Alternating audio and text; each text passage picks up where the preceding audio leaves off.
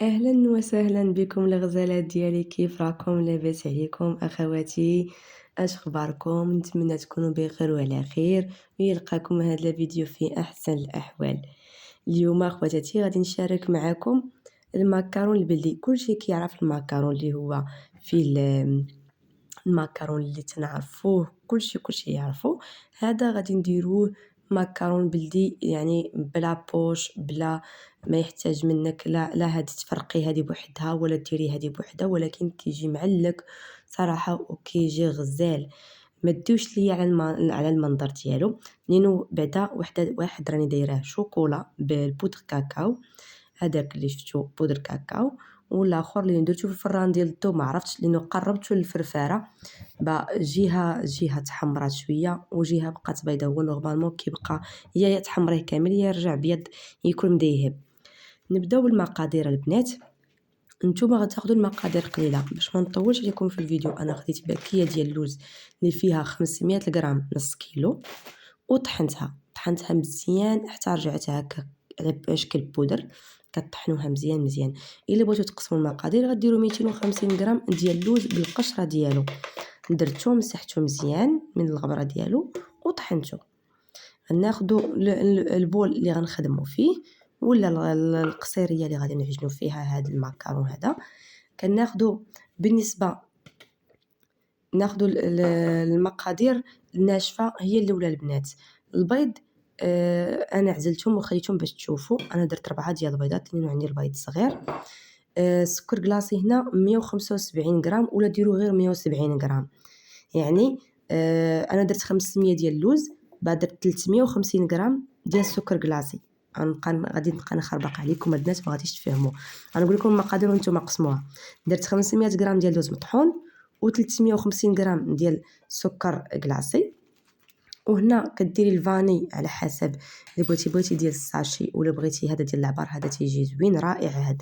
هذا قبيصه ديال الملحه، وهنا واحد المعلقه كبيره ديال الكونفيتير، وهادوك 4 البيض البيض خليتهم حتى الاخر. نخليهم حتى الاخر نخلطوا هاد النواشف هما الاولين. غلطت البنات فاش قلت لكم البيض. انا المقادير ديال 500 غرام ديال نص كيلو ديال اللوز فيها 4 ديال بياض البيض. الا كان البيض صغير نتوما غتعجنوا وغادي تشوفوا، الا كان البيض صغير زيدوا غير شويه، نتوما غادي تشوفوا. ما تخليوش يكون مطلوق، العجينه ديالو ما تكونش مطلوقه. المهم تنخلطوا هاد النواشف مزيان نعلكوها مزيان. وعاد فاش نزيدو بياض البيض، شفتوا انا درتو كامل 4 ديال بياض البيض، لانه البيض كان عندي متوسط، وقلت الا حتى من البول راني زعما ما خليتش فيه والو ديال بياض البيض، كررته مزيان. ابخي كنزيد معلقه كبيره ديال الكونفيتير ونخلط هذاك الشيء نعجنو. ما ديروا لا ماكينه لا والو، لانه غير يبغي يتخلط. ما محتاجش دليك، ما محتاج منكم يعني حتى شي فورس بزاف، لا فورس بزاف فورس. ما محتاجش منكم زعما انكم تبقاو تعجنوا فيه ولا تدلكوه، غير خلطوه مزيان. وكتشوفي انت كتخلطي وكتشوفوا باللي العجينه راها صافي انسجمت، كتنسجم، ما مخاصاش بزاف ديال ما مازالش خاصها البيض، وما خاصهاش سميتو اللوز مطحون. يعني هي هذه غتكون هكا في الاول، كتكون تلصق لك في يدك فاش تكونوا تعجنوها. خذوا واحد الفكره فاش تكونوا تعجنوا فيها بحال هكا، شوفوا كتلصق في اليد ياك. غادي نكرط يدي مزيان وغندير ليها البابي سولوفان وغندخلها. انا دخلتها للثلاجه العاديه ليله كامله، عجنتها هكا في العشيه وخليتها باتت في الثلاجه. هي ساعتين بالنهار الا بغيتي، عجنيها في الصباح وكوري ديري ليه كويرات في العشيه. ما كايناش فيها الخميره، ما فيهش الخميره، ولكن غادي كتشوفوه كيفاش جا مشقق. غندخلو للثلاجه وغادي نخليه ليله كامله. انا الغد ليه البنات في نفس الوقت عاوتاني في العشيه. جيت كنخرج البسينه، شوفوا مني غادو تنمسوها، شفتوها تقولوش راه غيبقى مطلوق ولا لا. غادي تجمع مزيان، وهداك اللوز كيشرب هداك البلوندوف، كيشرب هداك بياض البيض وكيتعلق. غناخذوا واحد الطويصه نديروا فيها المزهر باش نديروا في يدينا باش ما يلصقش لينا، ونكوروا الكويرات الحجم اللي بغينا. يا 30 غرام يا 25 غرام يا 20 غرام، نتوما والقياس اللي بغيتو.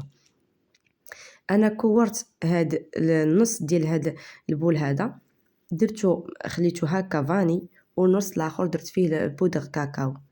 درتو بغيت نشوفو البودر كاكاو حتى هو بصراحه جا معلك، ما نشفات ما والو، جات زوينه زوينه بصراحه. شوفوا معايا الطريقه، غادي نتبع، غادي نكمل التكويرات.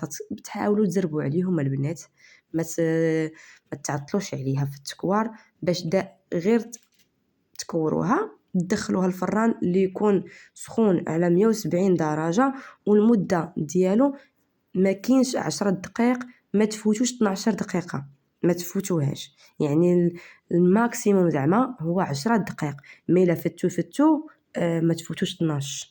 12 هي الماكسيموم ديالو. نديرو 10 دقائق وغادي تشوفوا، وما تهش لكم من لاطا، لانه هذا ما كيتهش حتى كيبرد. الماكارون بحال الماكارون اللي تيخدموه لي سبيسيال زعما لي شاف وهادي اللي تيخدموه، خاصو حتى يبرد في اللاطا. عاد فاش تنحوه من البابي كويسون تخليوه يبرد تماما. غادي نستمر حتى نكمل هاد الشكل هذا، نكملو. وغادي ندير ليه اللوزه من الفوق، نديكوريه بالويزات من الفوق. غير غنشد اللوزه وغادي نغرسها فيه، غنحطها فوق منه، وغادي ندخلو الفران على 170 درجه لمده 10 ديال الدقائق. شفتوا البنات، انا الكحل اللي درت ليه بودر كاكاو غادي يجي لانه طيبت البيض هو الاول، قربته الفرفاره باش الجهه اللي جات من جهه الفرفاره كلها ضربها الصهد وتشوطات، والجهه الاخرى اللي بقات كتشوف في الباب بقات بيضاء. انا اول مره غادي نطيبو في الفران ديال الطوك، نطيبو غير في الفران ديال الغاز. اختي عمرني ما ديما تندير البوطه ناقصه، وكنحسب تندير تندير في التليفون 10 ديال الدقائق، وكنحل الفران باش ما يهبطش، باش يتنفخ، لانه ما فيهش الخميره وكيجي مشقق بحال اللي راه درتي فيه الخميره. كان دائما كنديرو في الغاز. وانا كيقول لي نهار بغيتك وجهي قبشوك المشاش نهار صورته بغيت نصورو، لانه جربته مرات ومرات في الفران ديال الغاز، وما عمرني ما صورته. قلت غادي نصوره غنطيبو في الفران ديال الضو. ملي طيبتو في الفران ديال الضو شفتو ديال البودر كاكاو جا زوين، يعني ما جاش باين لانه هو وجهه كحل ما جاش باين فيه الفران، ولكن هذاك اللي فاني، هاد لي فاني بقى باين فيه شويه سميتو كيبان باللي كيف كتشوفوها، كيبان لكم جهه محمراء وجهه بيضاء، مي هو الاصل ديالو خاص يبقى ابيض، خاصو يبقى ابيض. و10 دقائق هي هذيك. انا كنشوف 10 دقائق الجهه جات اللي على الفرفره كيف ما قلت لكم جات محمره، مي بصراحه من الداخل شوفوا خليتها بلا لوزه كيفاش جات، كيجي مشقق بحال دايره فيه الخميره البنات. صراحه كيجي غزال وكيصبر ومعلك. بالنسبه تقدروه تدروه تا فرديين، يعني حبات كبار، ولكن كيجي رائع. انتم جربوا غير 250 غرام ديال اللوز، ما غادي تخسروا فيها والو.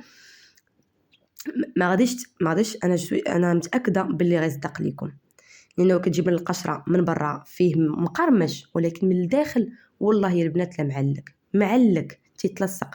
نتوما جربوا غير 250 غرام ديال اللوز، 170 غرام ولا 175 غرام ديال السكر، جوج ديال بياض البيض، معلقه صغيره ديال الفاني، ومعلقه ديال الكونفيتير. ونخليكم على خير الفيديو القادم ان شاء الله.